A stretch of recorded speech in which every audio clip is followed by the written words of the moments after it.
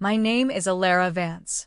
For as long as I can remember, the scent of old paper and the quiet hum of a thoughtful mind have felt like home. I grew up in a small riverside town, raised by my grandmother, a librarian whose gentle wisdom was woven into the fabric of our days. She taught me that stories held power, not just the ones in books, but the ones we live, the ones we tell ourselves, and the ones we build with others. Integrity, she'd say, her eyes crinkling at the corners, wasn't just about grand gestures, but about the quiet alignment of our actions with our deepest values. This upbringing shaped my path, leading me to a career where I hope to weave together creativity and purpose, eventually finding myself as a senior project architect at AuraWeaver, a company once renowned for its innovative and soulful approach to global collaborative projects. Arthur Ainsworth, the CEO, had been something of a mentor in my early years there. I admired his vision, his ability to see the potential in people and ideas.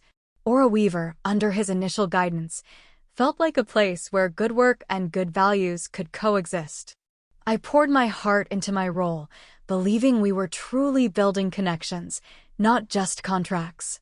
The Lumina project was the culmination of everything I believed in. It wasn't merely about the nearly $500 million investment it represented over 5 years. It was about fostering genuine partnerships across 3 distinct cultural landscapes, Kyoto, Florence, and Vancouver, to create a network of shared artistic and technological innovation. It was a delicate tapestry, requiring not just strategic acumen, but a deep understanding of nuance, respect for local traditions, and an unwavering commitment to collaborative harmony. I had spent nearly 2 years breathing life into it, nurturing relationships, designing frameworks that honored each partner's unique strengths. It was, in many ways, my symphony. The email arrived like a shard of ice in the warm, dim cabin of the Trans-Pacific flight. It was 2:30 a.m., somewhere over the dark, sleeping ocean. The soft glow of the screen pulsed, the city lights of Kyoto, our first stop on this final leg of the Lumina project, still hours away. The subject line was stark: termination notice, effective immediately. For a few moments, the words swam before my eyes, refusing to coalesce into meaning. My breath caught, a small, soundless gasp. I blinked, a slow, deliberate movement, as if trying to clear a physical obstruction from my vision. Perhaps the screen was merely refreshing, a glitch in the satellite Wi-Fi. But the text remained, stark and unyielding.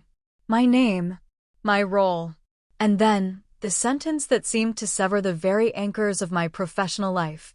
Your employment with AuraWeaver has been terminated, effective immediately. Your access credentials have been revoked. You are instructed not to return to any company premises. There was no preamble, no explanation, no courtesy of a call or a meeting. Just this cold, impersonal decree. And the sender? Arthur Ainsworth. The man who, only a fortnight ago, had clasped my hand, his gaze seemingly sincere, and said, "Alara, the Lumina project rests on your shoulders. You're the only one I trust to see this through with the grace it deserves." A chill, deeper than the air-conditioned cabin, seeped into my bones. I looked around. Other passengers were cocooned in sleep, their faces serene under the soft blankets. The gentle hum of the engines, usually a lullaby on these long hauls, now seemed to thrum with a hollow, mournful tone. 10 days. 3 continents. Kyoto for the final alignment, Florence for the Cultural Integration Accord, Vancouver for the Technological Synergy Agreement. I hadn't just steered this project, I had been its heart, its architect, its devoted guardian. And now, in the silent, suspended world between earth and sky, I was unceremoniously cast adrift. It wasn't rage that bloomed first, but a profound, aching disbelief. A sense of the ground beneath me, the carefully constructed world of my career, dissolving into mist. I stared at the laptop, the glowing screen a cruel messenger. Then, slowly, as if moving through water, I reached beneath my seat. My fingers found the familiar worn leather of my old satchel. Inside, nestled beside my travel journal, was a slim, unassuming notebook, its cover the deep blue of twilight. It wasn't company-issued. It was mine, a private space where, for months, I had been sketching out a different kind of architecture, not of projects, but of principles.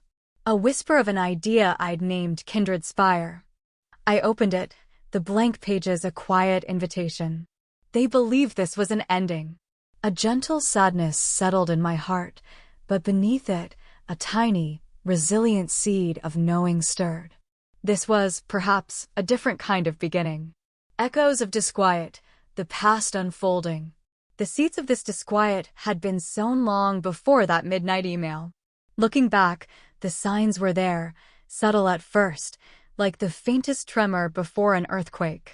There was the Horizon Initiative, a complex environmental data project 2 years prior.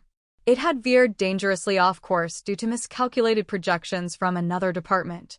Panic had rippled through the senior team.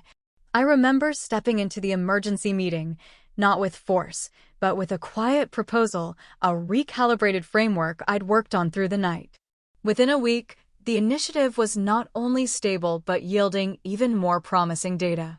Arthur had hosted a small celebratory gathering. "Alara," he'd said, raising his glass, his smile a little too polished, "your clarity under pressure is remarkable. This is the kind of quiet leadership we value." Yet, when the annual performance reviews arrived, the credit for the Horizon turnaround was attributed to a collaborative team effort, with the original departmental head, who had nearly sunk it, receiving a commendation for resilience. I hadn't sought a spotlight, but the subtle erasure stung. It was a pattern that repeated. My contributions, often the bedrock of a project's success, would be absorbed into the collective, my individual authorship gently blurred. Whispers of a new senior leadership role, Director of Global Strategy, had circulated for months. My name was often mentioned. Arthur himself had alluded to it, saying my unique blend of strategic insight and relational intelligence was precisely what AuraWeaver needed at the helm of its future endeavors. But the conversations remained vague, the timeline always shifting. "We're restructuring, Alara, just a little more patience." Then, the whispers changed. I overheard snippets in the hallways during those hushed conversations near the coffee station. "She's brilliant, undeniably, but perhaps a bit too focused," one manager had said to another. "Sometimes her intensity can make others feel overshadowed," came the reply. My dedication, my deep dives into the integrity of our work were being reframed as a social deficit. The true shift in AuraWeaver's atmosphere, the moment the ground beneath my feet began to feel less solid, coincided with the arrival of Clara Ainsworth, Arthur's niece. She was brought in as a special projects liaison, a title that seemed to grant her access without demanding accountability. Clara was young, charming in a brittle sort of way, with an air of effortless entitlement. She possessed Arthur's ear and, increasingly, his blind spot. About a year ago, there was the incident with the Callista Partnership, a sensitive negotiation with a renowned Scandinavian design collective. Clara, eager to make her mark, had taken it upon herself to send out revised terms of agreement without consulting the legal team or me, though I was leading the project. The revisions contained several critical misunderstandings of intellectual property clauses, nearly derailing months of careful relationship building. The Callista team, rightfully insulted, had threatened to walk. Arthur had called me into his office, his usually composed demeanor frayed. The scent of expensive cologne couldn't quite mask the anxiety in the air. "Alara," he'd begun, his voice unusually strained, "there's been a misunderstanding with Callista." "Clara," she was trying to be proactive. "She's still learning the ropes." He didn't ask me to fix it. He expected it. "We need to smooth this over, quietly. For the family's sake and for AuraWeaver's reputation." The request sat heavy in my heart. My grandmother's words about integrity echoed. Was loyalty to Arthur, to the company I had once believed in, worth compromising the very principles of fair dealing?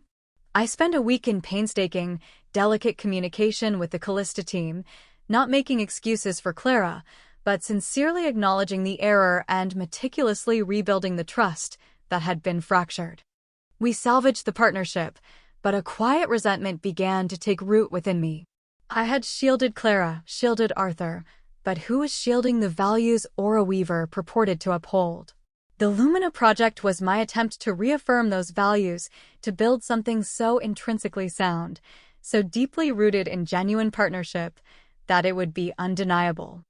I poured every ounce of my expertise, my passion, my belief in collaborative creation into its architecture. The meticulous charts, the nuanced cultural integration strategies, the innovative technological frameworks, each element was crafted with a jeweler's precision. 3 days before my flight to Kyoto, I opened the shared project drive to review the final presentation deck for our Japanese partners. The slides shimmered on the screen, reflecting months of intense work.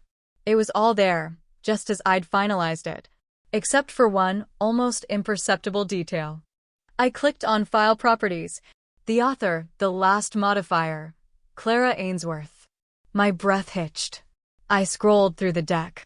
Here and there, a bullet point was slightly rephrased, a font subtly altered, but the core structure, the intellectual architecture, the soul of the presentation, it was all mine. She hadn't contributed a single foundational idea, yet her name was now imprinted on it. She hadn't even bothered to mention it.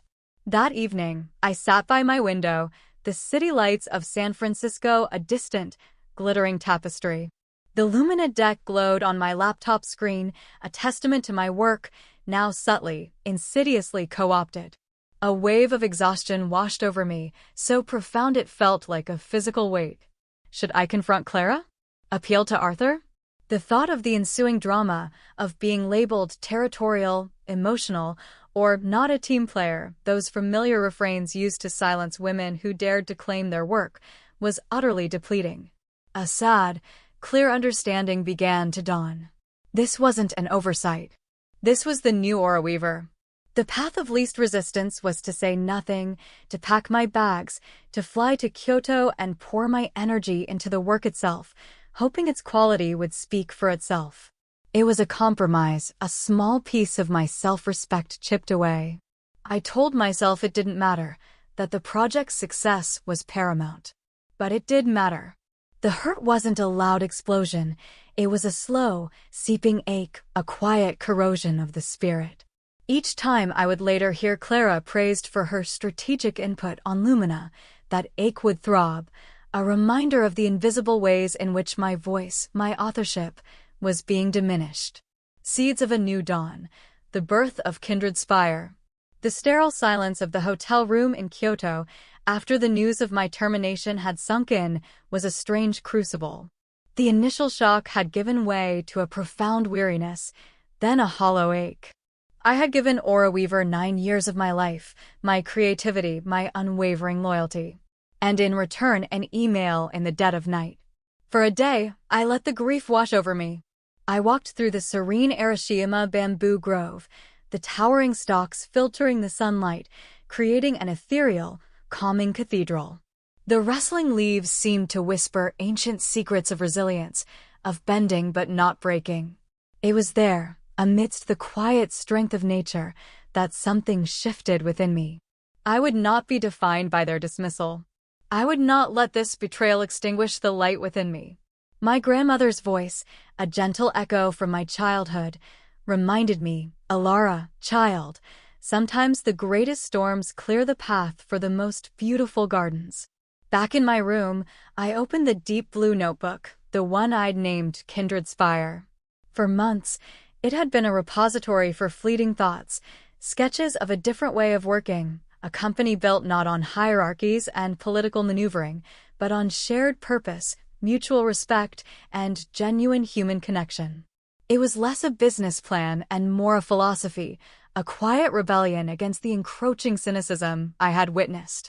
Now, these nascent ideas felt less like a dream and more like a lifeline. Kindred Spire. The name itself spoke of connection, of shared aspiration, of building something strong and beautiful together. My mind turned to Samuel Chun and Priya Sharma.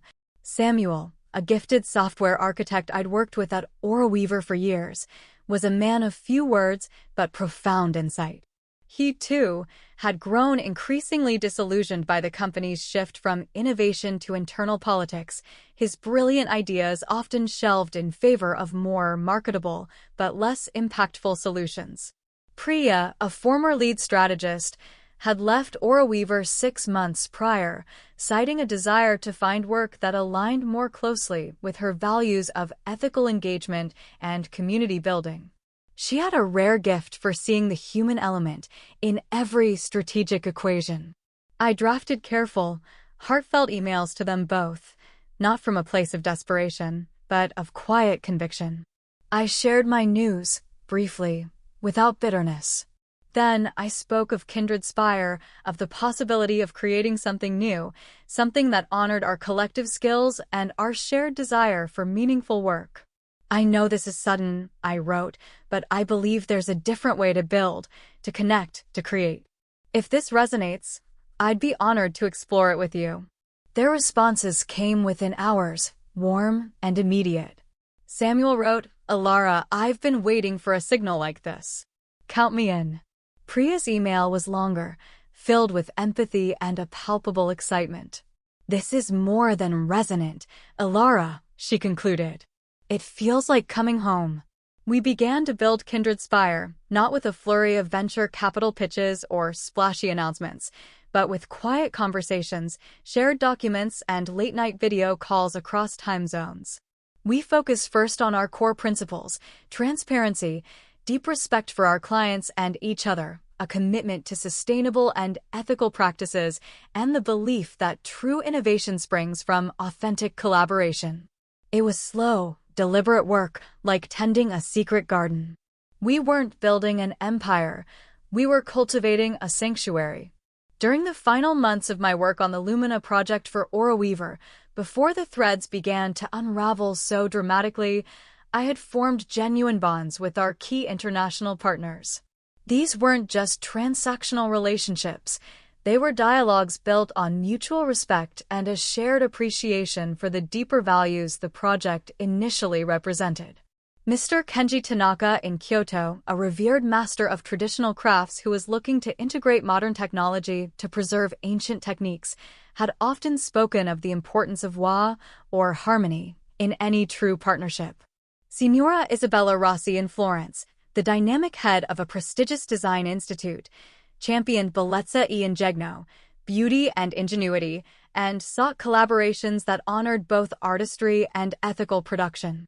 And Ms. Anya Sharma in Vancouver, a visionary leader in sustainable urban development, was passionate about projects that fostered community well-being and environmental stewardship. In our conversations, they had sometimes, with characteristic discretion, hinted at a growing unease with AuraWeaver's increasingly impersonal and metrics-driven approach. Mr. Tanaka once remarked, over matcha in his tranquil garden, "The spirit of a project, Miss Vance, is like a delicate bonsai. It requires careful, consistent tending, not just quarterly reports."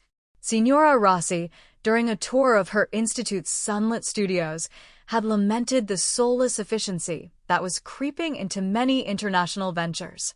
Anya Sharma, after a particularly frustrating video conference with AuraWeaver's new COO, had quietly asked me, "Alara, where is AuraWeaver's heart these days? I feel like I'm talking to a spreadsheet." These were not overt complaints, but subtle expressions of a shared yearning for something more authentic. I hadn't seen them as potential poaching opportunities then. I was still loyal to AuraWeaver, still hoping to steer the Lumina project towards its original, noble vision. But their words had stayed with me, resonating with my own growing disillusionment. They were seeds, unknowingly planted, that would soon find fertile ground in the quiet, hopeful soil of Kindred Spire. The silent shift, the Lumina project's true home. The email from Arthur, severing my ties with AuraWeaver, arrived just days after I'd had what I believed were the final, successful Accord meetings for the Lumina project in Kyoto. My subsequent travel to Florence and Vancouver was meant to be a triumphal tour, finalizing details and celebrating the culmination of 2 years of intense, dedicated work. Now, that journey was cast in a strange, bittersweet light. Before my dismissal, Aura Weaver had hosted a lavish Lumina Project inaugural gala in San Francisco. It was meant to showcase the project's imminent launch and, ostensibly, to honor the international partners. In reality, it felt more like a coronation for Clara Ainsworth. She had been recently, and very publicly, named lead strategist for the Lumina Project, a title that conveniently glossed over the fact that the entire strategy had been my creation. I attended, a hollow ache in my chest, dressed in a borrowed gown that felt like a costume. The ballroom glittered with crystal and forced smiles. Clara, radiant under the spotlights, spoke eloquently about our vision for global synergy, using phrases I recognized from my own meticulously crafted proposals. Arthur beamed from the sidelines, a proud uncle. During his speech, he lauded Clara's fresh perspective and dynamic leadership. Then, with a casual wave towards me, standing in the relative obscurity of the back tables, he added, and of course, Alara Vance will be accompanying Clara on the upcoming international finalization tour, to ensure a smooth handover of her foundational work. A handover. My foundational work. The words, delivered with such bland corporate euphemism, were like small, sharp stones. I managed a polite smile. There was no handover to be done, only the quiet, dignified completion of my responsibilities. Clara, fluttering by later with a champagne flute, had chirped, Alara, darling, I'm so relying on you to walk me through the nuances with Mr. Tanaka. You know how particular he can be. I simply nodded, a tight knot forming in my stomach. I would fulfill my obligations to the project, to the partners, but I would not be an accomplice in my own erasure. My journey, post-termination, was no longer an Aura Weaver assignment, but a personal pilgrimage.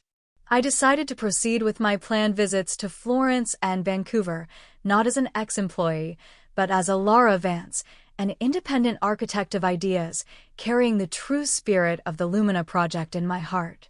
Samuel and Priya, now my Kindred Spire co-founders, supported this, understanding that these relationships were too precious to abandon. In Florence, I met Signora Rossi not in a sterile boardroom, but in her favorite artisan cafe, the air filled with the scent of espresso and old leather. We spoke for hours, not about contracts, but about the soul of creation, about the importance of human connection in a world increasingly dominated by algorithms.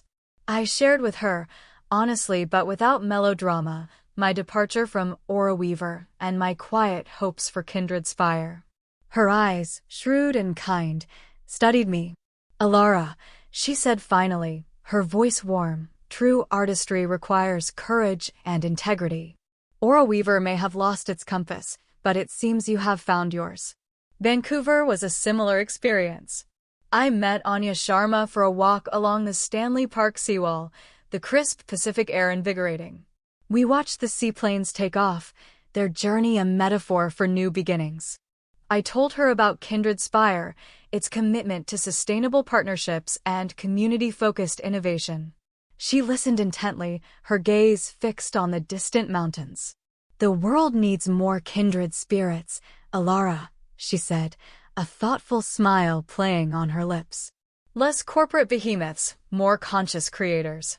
By the time I returned from these self-funded, soul-affirming trips, the initial sting of Arthur's email had faded, replaced by a quiet resolve. The Lumina Project, in its essence, was about connection, trust, and shared vision. These were qualities Aura Weaver, in its current iteration, seemed to have forgotten.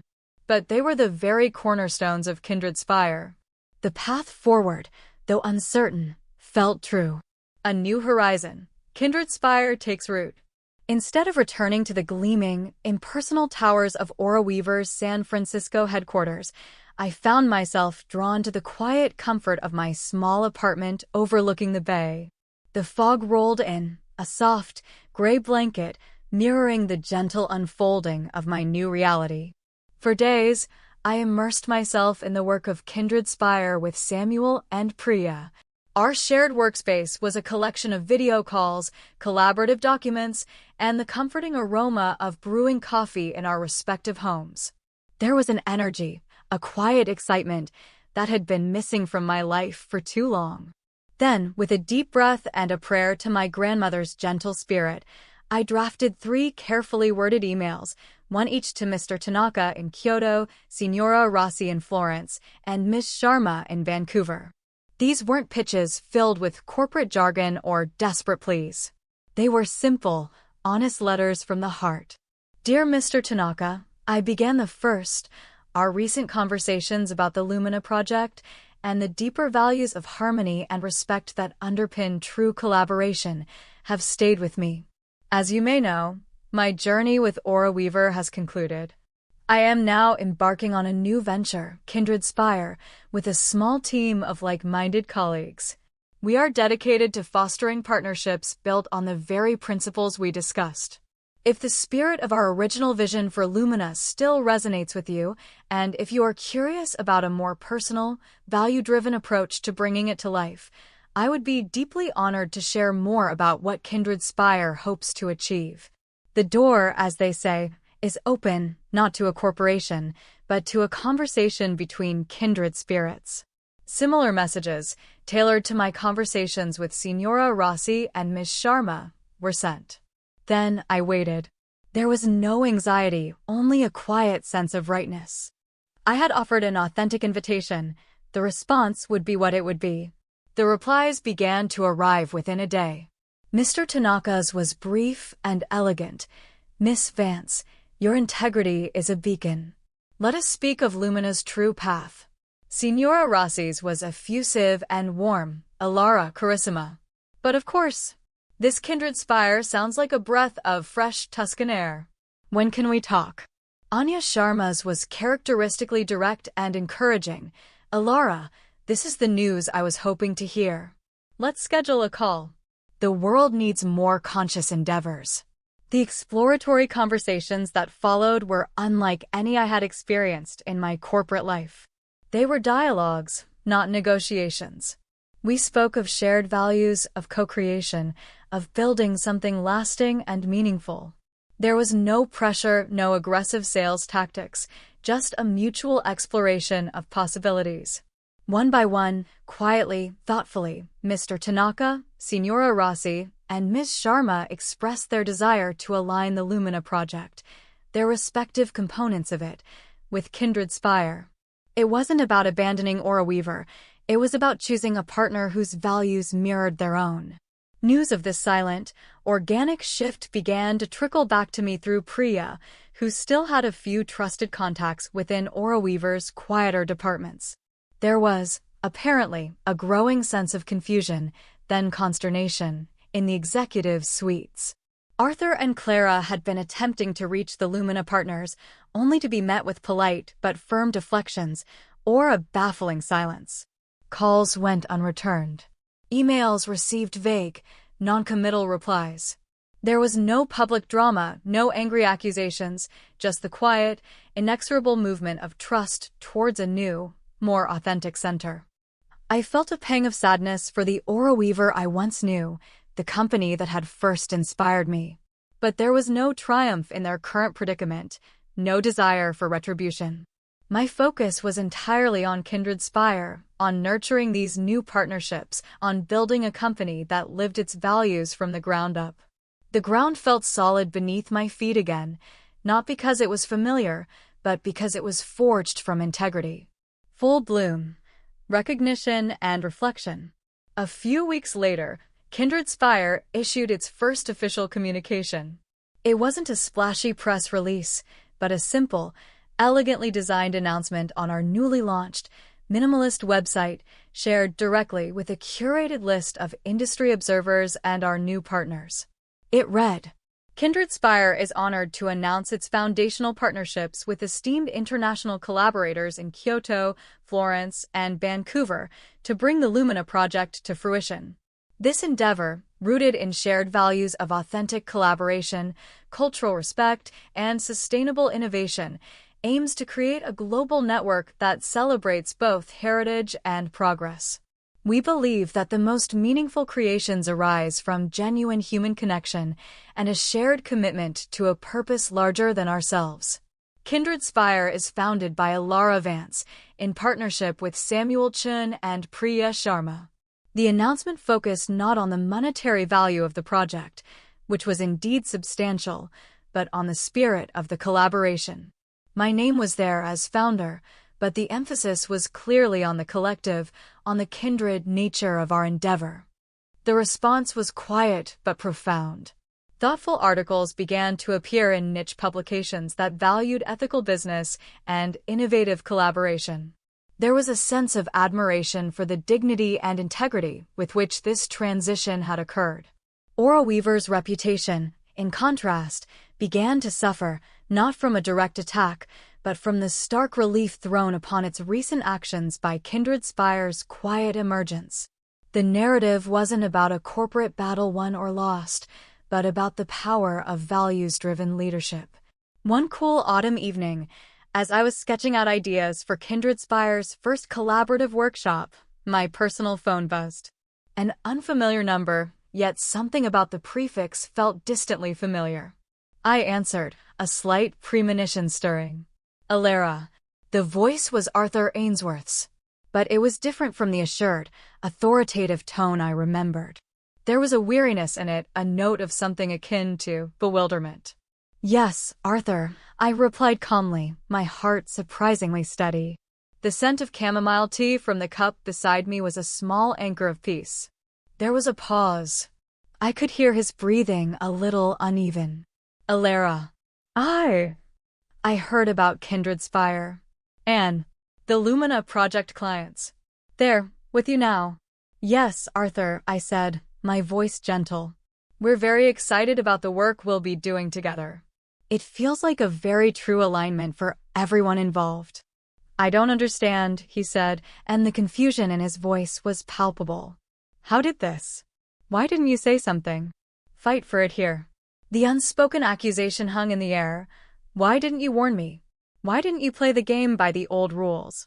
I took a slow breath, choosing my words with care, not to wound, but to illuminate. Arthur, I believe, in many quiet ways, over a long period, I did try to speak. About the values, about the direction. And ultimately, AuraWeaver made its choices.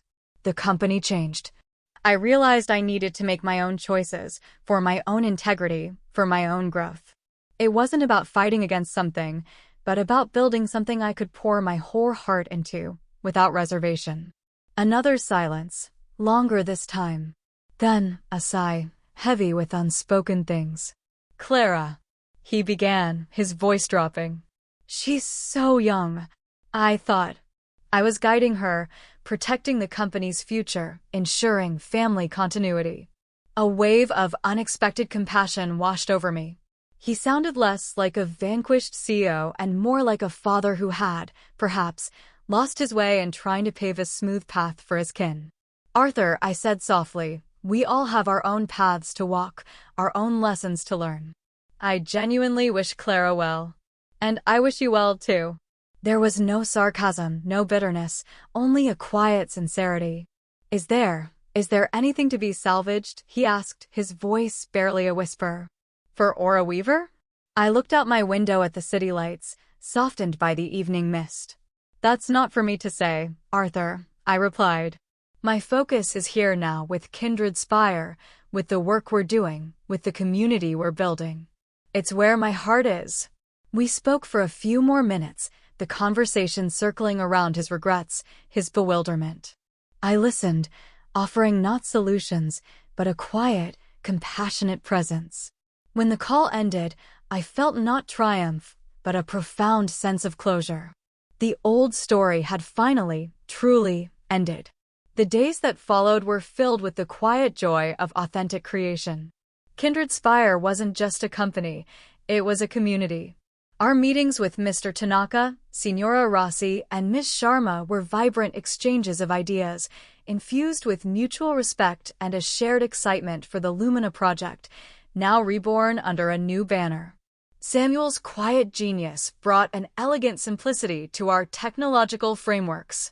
Priya's strategic insights were always grounded in human understanding, ensuring our collaborations were as enriching as they were effective. One morning, a small, exquisitely wrapped package arrived from Kyoto. Inside, nestled on a bed of silk, was a miniature bonsai tree, its tiny branches reaching towards the light. A note from Mr. Tanaka accompanied it, to Alarisan and kindred spire. May your roots grow deep, your branches strong, and your spirit always seek the light. With deepest respect and anticipation for our shared journey, I placed the bonsai on my desk where the morning sun could touch its leaves. It was a symbol of resilience, of patient growth, of beauty found in authenticity. The path to finding myself, to building a life and a livelihood that truly reflected my deepest values, had not been the one I initially envisioned. It had been paved with unexpected departures, with moments of profound doubt and quiet sorrow. But it had, in the end, led me to a place of genuine peace, a place that felt, in every sense of the word, like home. The journey was far from over, but for the first time in a very long time, I felt I was walking in the full light of my own truth, surrounded by kindred spirits, building something that truly mattered. And that, I realized, was the most beautiful story of all.